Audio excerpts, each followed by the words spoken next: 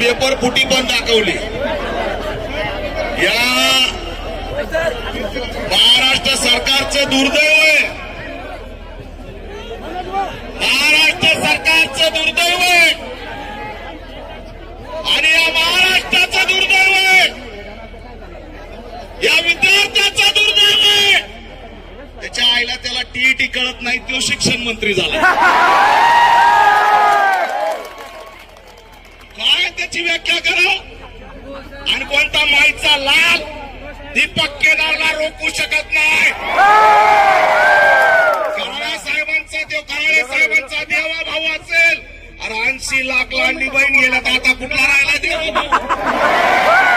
आता देवेंद्र फडणवीस,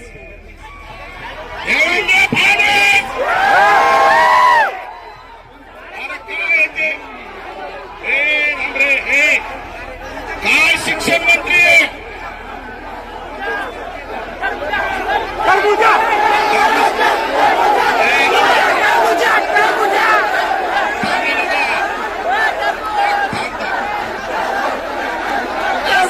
शिक्षण मंत्री दिले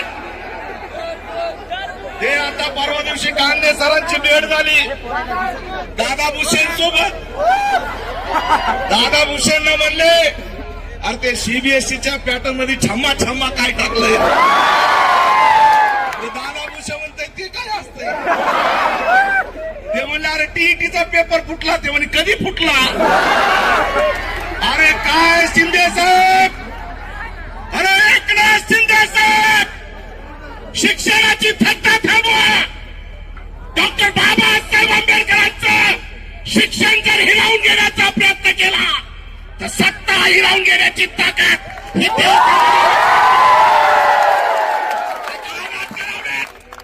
एकनाथ शिंदे तुमच्याकडे माणूस नसेल काय ते पांढरे केशेन दादा भुसे, तुमच्याकडे जर शिक्षण मंत्र्याला माणूस नसेल, हा दीपक केदार इथून सांगतोय प्राध्यापक विठ्ठल कांगणेला शिक्षण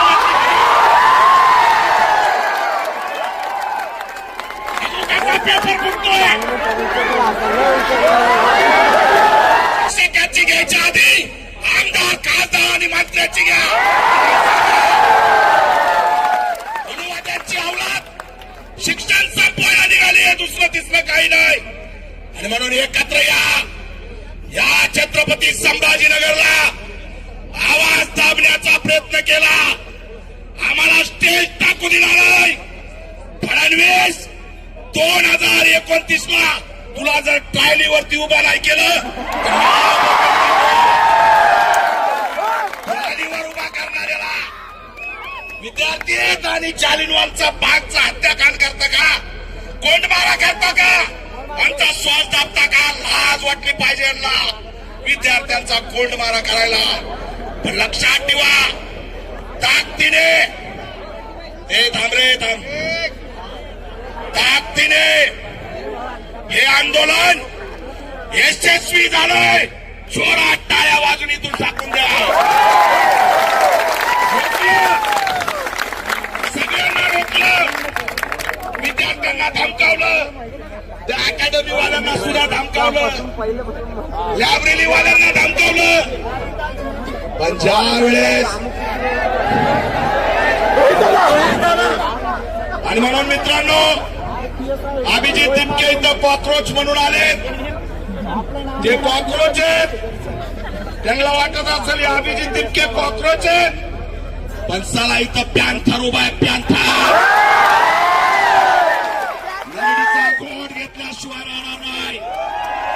2 कोटी विद्यार्थी, 2 कोटी पुढे आम्ही ठरवणार। 2 कोटी मतदार आहेत विद्यार्थी महाराष्ट्रात। जरी ऑफलाईन पद्धत बंद नाही केली, ऑनलाईन पद्धत बंद नाही केली, समजून घ्या, मला इशारा नाही द्यायला येतो।